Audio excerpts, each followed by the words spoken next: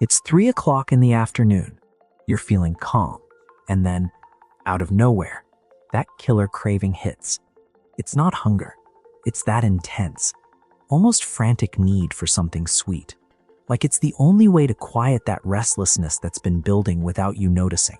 And it happens every day, at the same time, with the same intensity.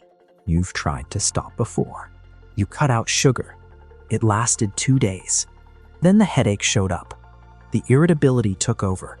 The craving became stronger than any decision you'd made. And you took all of that as weakness. But here's the truth no one told you. You quit at the exact moment the process was working. There's a precise timeline, hour by hour, of what happens inside your body when sugar stops. 4 phases, with specific signals at each stage. And there's one phase, between 24 and 48 hours, where something happens in your metabolism that explains why your belly seems stuck, your energy crashes, and your sleep breaks. Get ready, because I'm about to show you the full timeline and the mistake that makes most people quit when their body was finally on their side. In this video, you're going to understand 4 things. First, the exact mechanism behind the sugar cycle and why it's stronger than willpower. Second, what happens phase by phase in the 72 hours after you stop sugar, with a clear timeline and real effects at each step. Third, the 72-hour recalibration test, a simple protocol with structure, metrics, and what to look for each day. Fourth, the most common mistakes people make when they try this, and how to avoid every one of them. This video isn't about suffering. It's about understanding the system. And when you understand it, everything gets easier. If this is going to clear up that question you've been carrying, do this for me. Hit like. It's quick, and it really helps the channel grow. And if you're not subscribed yet, subscribe and turn on the bell so you don't miss these amazing tips. And tell me in the comments, have you ever tried to quit sugar before? How did you feel? I'll read them and reply. Before we get into the phases, I want to ask you to do one simple thing right now. Look at the clock. Write down the time you're watching this video. Because if you decide to start the test today, and I'm going to give you the full protocol here, that time will be your hour 0. And then everything I'm about to show you in the next phases becomes real. 6 hours from now, you'll be in phase 1. In 24 hours, phase 2. In 48 hours, something specific starts happening in your metabolism that explains why your belly feels stuck and your energy swings. You don't need to memorize anything. You just need to know your hour 0. That's it for now. Now let me show you the mechanism behind all of this. Because once you understand it, every phase will make immediate sense. Let me walk you through a situation you might recognize. Monday, decision made. No sugar starting today. Breakfast goes well. You choose protein, you feel satisfied, you leave the house with that feeling of control. Lunch goes well too. Then the afternoon hits. It's not hunger for food. It's a specific, urgent, laser-focused craving. A craving for something sweet. Something that fixes that restless feeling that's been quietly building since mid-afternoon. You resist. You get home. Dinner is fine. But after dinner, the kitchen starts calling. The chocolate sitting there suddenly makes sense. Just one piece? I did well today. The next morning, it feels like defeat. I can't even make it one day. This isn't for me. But here's what nobody explained to you about that situation. You didn't fail because you're weak. You failed because you got the strongest signal of the cycle at the most vulnerable time of day, and you didn't have the information about what was happening inside your body in that moment. That afternoon sugar craving isn't a character flaw. It's biology. It's your insulin and glucose cycle running exactly the way it's been calibrated over months or years, sending the signal that has always worked before. The problem isn't you. It's the signal, and a signal can be changed. Most people are asking the wrong question. The question everyone asks is, how do I force myself not to eat sugar? That question puts you in a battle of endurance. You versus the craving. Willpower versus biology. And in that fight, biology almost always wins because it doesn't get tired. The right question is different. The right question is, what's happening inside my body right now? And what can I expect over the next few hours? When you change the question, everything changes with it. Discomfort stops being an enemy and becomes data. Hunger stops being weakness and becomes information. A headache stops being a danger sign and becomes confirmation that the process has started. You stop fighting your body and start reading what it's telling you. And that's exactly what this video is going to give you. The correct way to interpret every signal your body sends in the 72 hours after sugar stops. Now the mechanism. One single thing. Simple. Your body has an energy management system, and that system depends on two main characters, glucose and insulin. Glucose is the fuel. It comes from the carbohydrates you eat, especially added sugar and refined flour. When you eat something sweet or ultra-processed, glucose enters your bloodstream fast. Then insulin steps in, the hormone responsible for taking that glucose and moving it into your cells. Think of insulin as a key that opens the cell's door so the fuel can get in. So far, so normal. The problem starts when this cycle repeats many times a day, every day, for months or years. Every time you eat sugar, glucose goes up. Insulin rises to compensate. Glucose drops. And when it drops, especially if it drops fast, the body reads that drop as urgent, and it sends a clear signal. I need more fuel now. That signal has a popular name, a sugar craving. It's not weakness. It's the cycle working exactly the way it was programmed. And the more times this cycle repeats, the more calibrated it becomes. Your body learns to expect the spike. It learns to anticipate it. And it starts sending the signal even before glucose drops, just because of the time of day, the environment, the habit. That's why the craving shows up at the same time every day. It's not a coincidence. It's metabolic conditioning. Pay close attention to this next part, because what I'm about to show you is exactly why most people quit at the worst possible moment. Here's what nobody tells you about quitting sugar. The discomfort in the first hours isn't your body resisting change. It's your body demanding a spike that didn't happen. Think of it like this. Imagine you worked for years in a noisy office. Phone ringing, meetings, notifications, people talking. Every day, all the time. Your nervous system calibrates to that level of stimulation. On the day the office goes silent, what happens? You feel restless, on edge, like something is wrong. The silence feels more uncomfortable than the noise. That's not weakness. That's your nervous system recalibrating to an environment different from what it learned to expect. Your metabolism does the exact same thing with sugar. For months or years, your body learned to expect the spike. It learned the time, the environment, the trigger. When the spike doesn't come, the system reads that silence as a threat and sets off the alarm. The headache is the alarm. The irritability is the alarm. The urgent, specific hunger is the alarm. But an alarm doesn't mean real danger. It means the system still doesn't know the environment has changed. And here's the plot twist that changes everything. The more intense the alarm, the deeper the cycle was. And the more real the change will be when the system recalibrates. Discomfort isn't a sign you're failing. It's a sign your body is taking the change seriously. Here's the key. The discomfort in the first hours isn't the enemy. It's the gate. On the other side of that gate is a body that uses fat as fuel more efficiently, a more predictable appetite, steadier energy, and deeper sleep. But to get there, you have to walk through the gate, understanding what happens at each step. And that's exactly what the next phases are going to show you. Now the phases, hour by hour, with what to expect in each one. Remember your hour 0? This is where it comes in. First phase, from the first 2 to 6 hours, the alarm goes off. This is the phase that takes most people down because it feels like it's going wrong when it's actually going right. Glucose starts to stabilize. Without new spikes, your body stops releasing insulin in excess, but the system is still expecting the next signal. And when it doesn't come, it triggers the alarm, a mild headache, irritability, an urgent craving for something sweet. These are signs of metabolic recalibration. Your body isn't asking for sugar. It's recalibrating the system that was calibrated to expect that spike.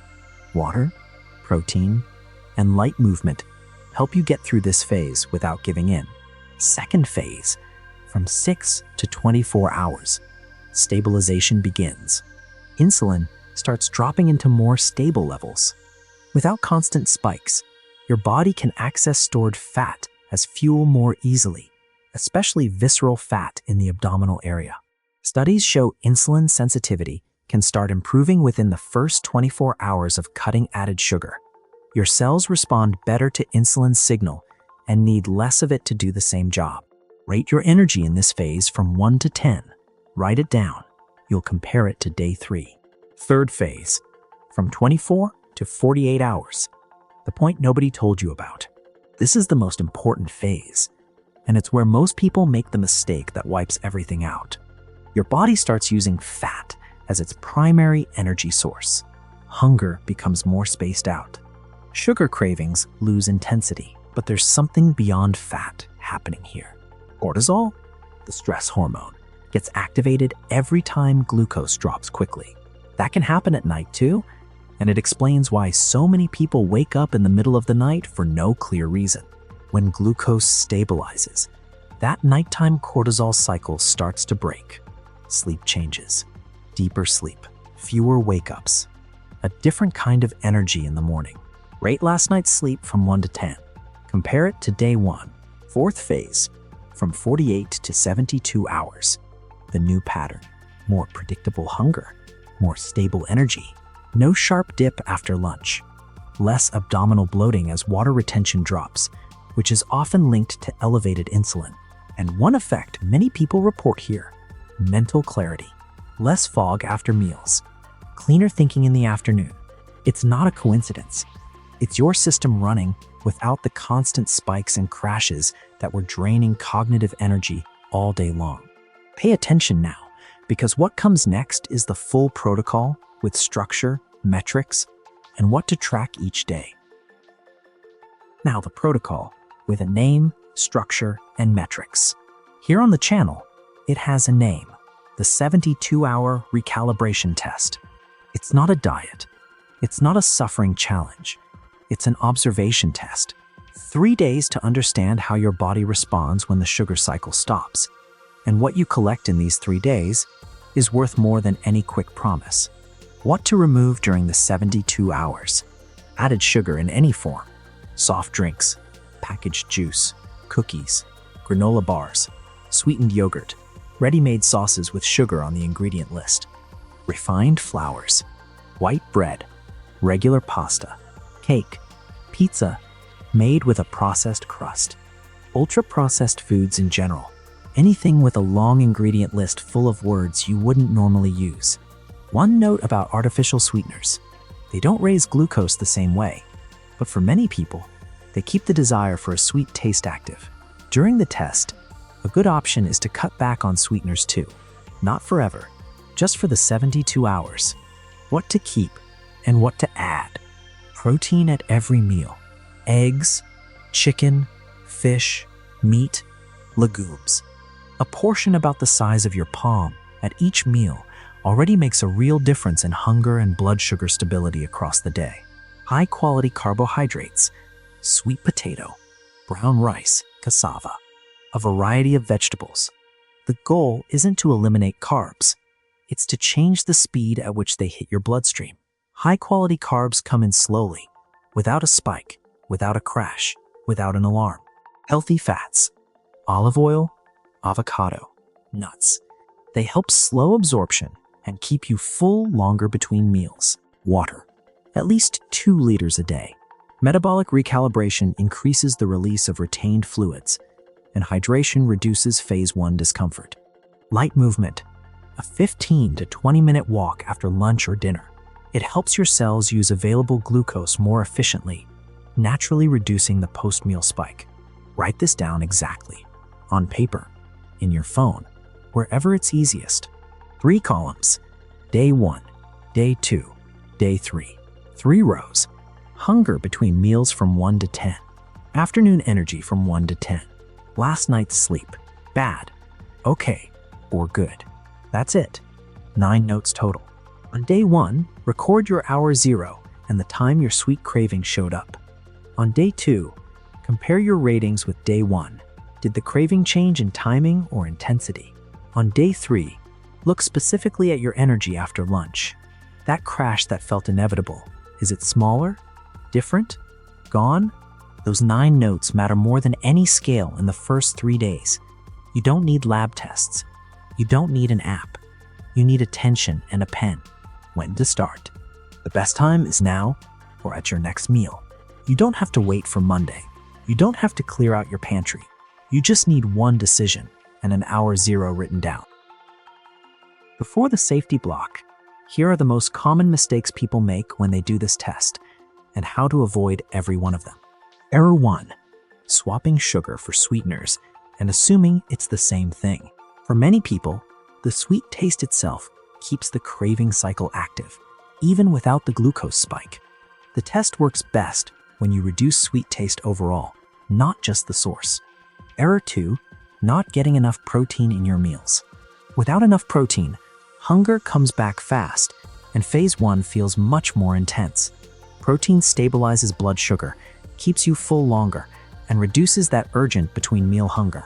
Error 3. Reading phase 1 discomfort as proof that it's not working. This is the mistake that takes most people out. The headache and irritability in the first hours are the system's alarm, not a failure. If you get through phase 1, you reach phase 2 with your system already starting to recalibrate. Error 4. Trying to be perfect instead of being consistent. A slip on day 2 doesn't erase the process. Start again at your next meal. No drama, no guilt, no resetting everything to 0. What truly hurts progress is quitting completely. Before we wrap up, here are a few real objections and honest answers. But I need energy to work. I can't feel bad for 3 days. The intensity of discomfort varies a lot from person to person. For many, phase 1 is mild, a different kind of tiredness, a more noticeable hunger. For others, it's stronger. What helps is protein at meals, water, light movement, and good sleep. Most people can keep their normal routine during the test without derailing work or day-to-day life. What if I eat fruit? Fruit has sugar. Fruit has fructose, but it also comes with fiber, water, and micronutrients that slow absorption. For the purpose of this test, whole fruit isn't the problem. The test is about removing added sugar and ultra-processed foods, not real food. I've tried this before, and it didn't work. The most important question is, what happened? Which phase were you in when you quit? If it was in the first 6 hours, you were in phase 1, the hardest and most misunderstood part of the process. Now you know what that discomfort actually meant. Who should be cautious or avoid the test without medical guidance? People with type 1 or type 2 diabetes who use insulin or blood sugar lowering medication.